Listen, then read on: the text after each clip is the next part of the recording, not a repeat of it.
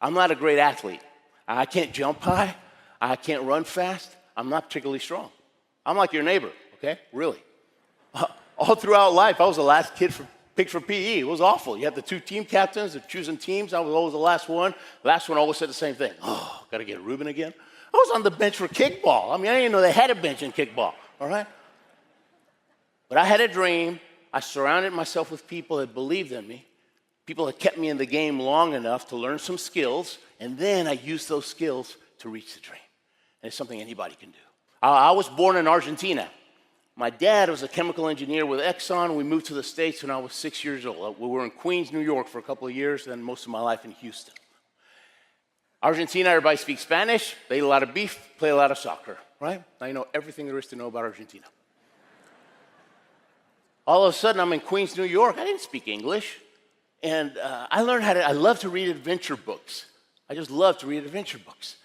And I had them in English and Spanish. I had a tutor. We put it all together, and one day started speaking English. But I was the kid in school that was different, right? The kid that didn't speak English. I had different customs, and so I was the target. Everybody picks on the one that's different, and so I got picked on a lot, especially in middle school. So much in middle school that by high school I was a loner. Okay, I didn't talk to people because I got in trouble when I talked to people. So I just became a loner. And I started thinking maybe there's something wrong with me, right? I started believing that. I'd played soccer all my life, but I wasn't a great soccer player. I mean, it was okay, but I'm a slowpoke, so I was still on the bench. But after hanging out with Steve for a while, I found out Houston Baptist University had a NCAA Division I soccer team, and I tried out for the team, and I made the team. It was like overnight jock. It was so exciting. A couple of weeks into the season, coach says, come to my office, got to talk to you. Close the door, sit down. Obviously, you had an incredible day on tryout a couple of weeks ago because you're really not that good. He said, you're too slow, man. You're holding us back. The new rule around here is you get to play only if we're winning by 2 goals because you're a threat to our own team. That's what he said. Yeah, he's a real motivator. But I was on that team for 3 years. And now when I'm 21 years old, I'm sitting on the bench. This is what the games are like, sitting on the bench. We score a goal. I get excited. We score another goal. I get to play. Other team scores. Got to sit down. That was it. 5 minutes a game. Right? But I was on the team. And that was important to me. Then when I was 21 years old, I was watching the Olympics on TV. And I saw this little guy. He was about 5'1", must have weighed 110 pounds soaking wet. This kid wins the gold medal in figure skating, Scott Hamilton. When I saw Scott Hamilton, everything changed. I said to myself, if that little guy can win, I can at least play. I'm going to be in the next Olympics. It's a done deal. I just have to find a sport. My strength was tenacity. And so I started looking for a sport that matched my strength. I picked the luge. I lived in Houston, Texas. Hot, humid, flat, sticky, Houston, Texas. I didn't know where the luge track was, so I wrote Sports Illustrated, and I asked them, where do you go learn how to luge? And they wrote back, and they said, Lake Placid, New York. That's where the track is. So I called Lake Placid. I'm an athlete here in Houston. I want to learn how to luge, so I'm in the Olympics in 4 years. Will you help me? The guy asked, how old are you?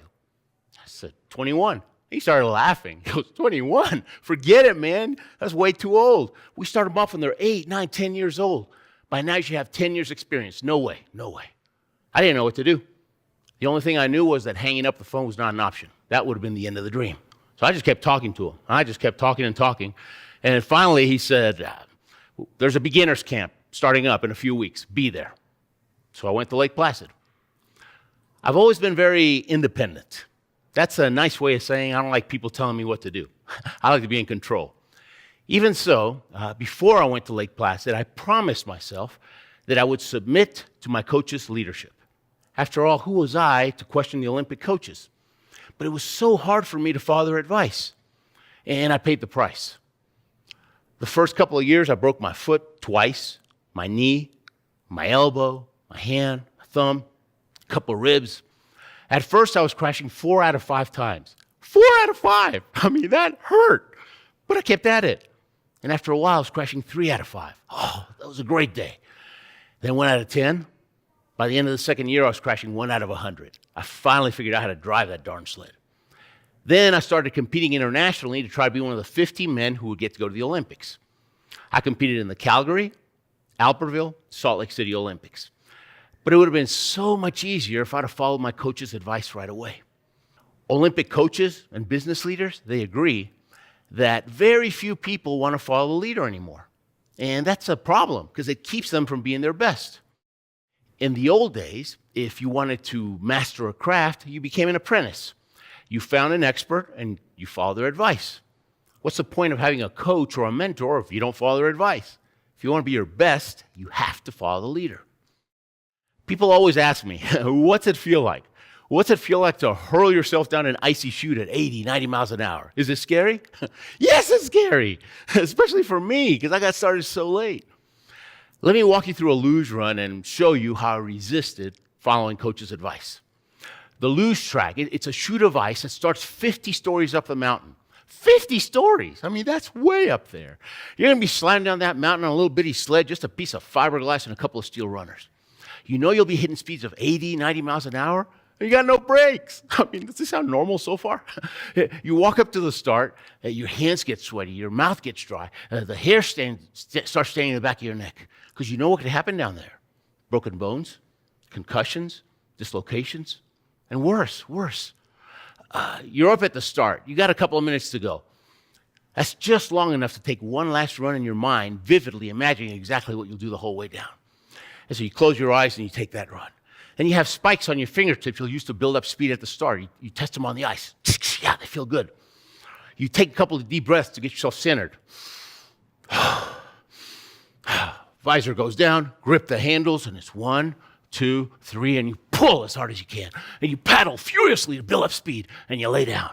And in no time, you're doing 50, 60, 70, 80 miles an hour. And the world's just doing this. And you're focused on a spot about 30 feet in front of you, just flying down the track. And people watch us on TV, they think all we do is hold on and pray, right? Well, they're almost right. We hold on, we pray, and we steer a lot. We're making hundreds of tiny corrections the whole way down to have the perfect line down the track. But it doesn't take much because the sled is so responsive. It feels like you're laying on a bar of soap. I mean, it's like that.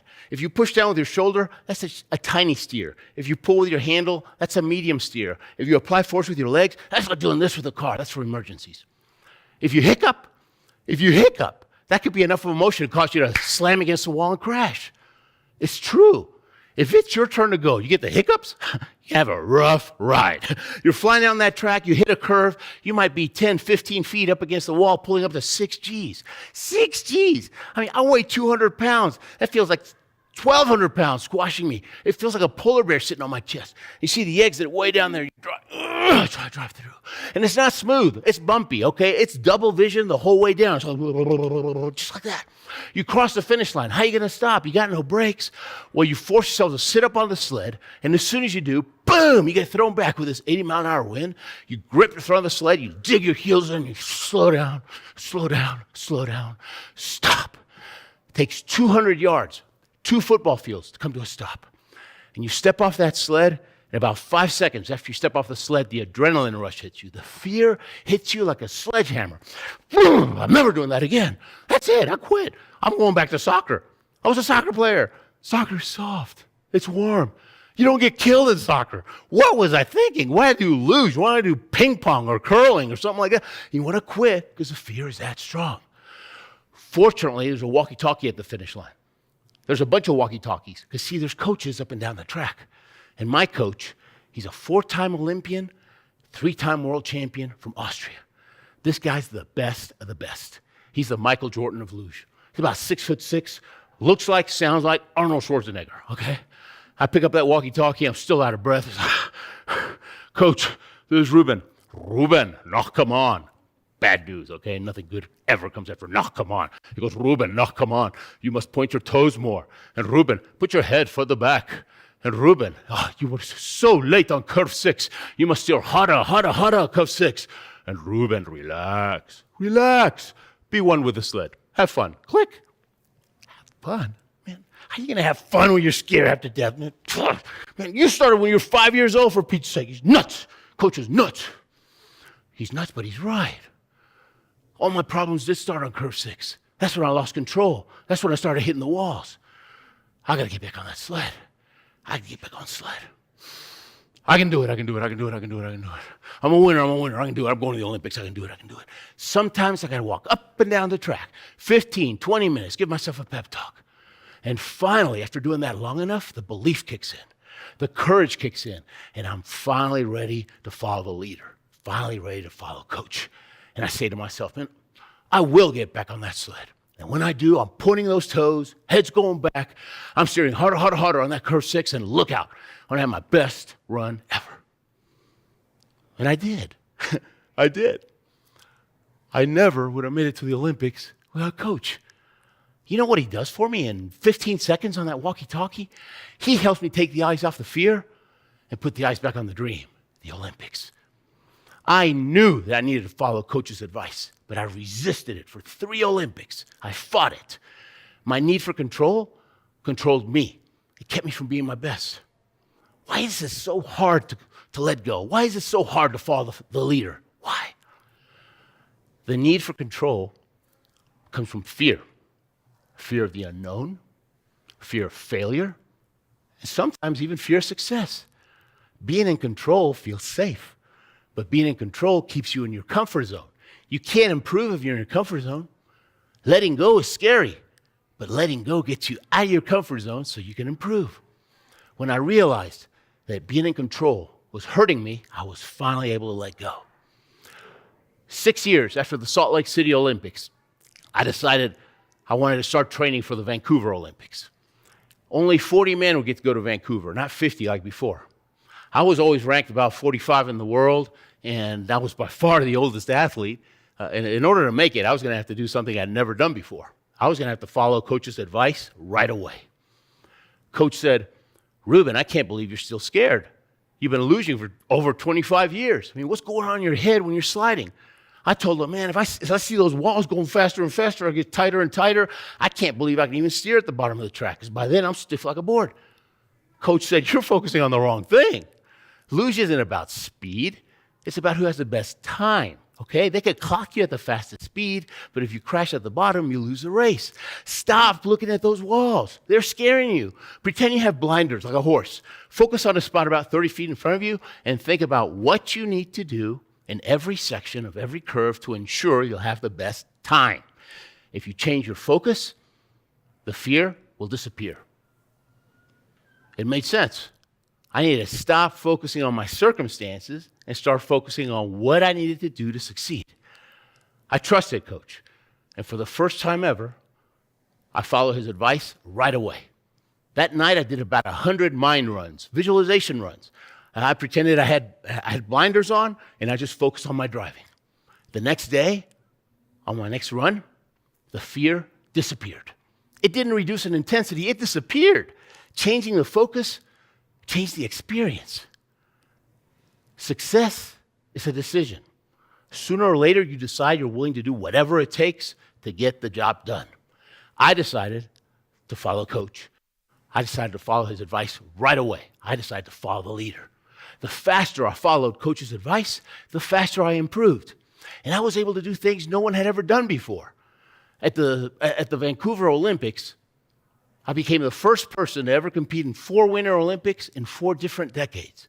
8 years later, at 55, I broke my personal best and became the oldest person to ever compete internationally in the sport of luge. But best of all, I discovered that you don't have to lose yourself. You don't lose yourself when you follow the leader. Rather, you can become better than you ever were before. Think about that. You can become better than you ever were before just by following the leader. What if next time you're trying to achieve a big goal, you found somebody that had already done what you wanted to do? What if you let go and follow their advice right away? And what if you shared this simple idea with your friends? You create a better life, you start a ripple effect of success, and together, we make the world a better place. Make it Olympic Day. Thank you. Thanks.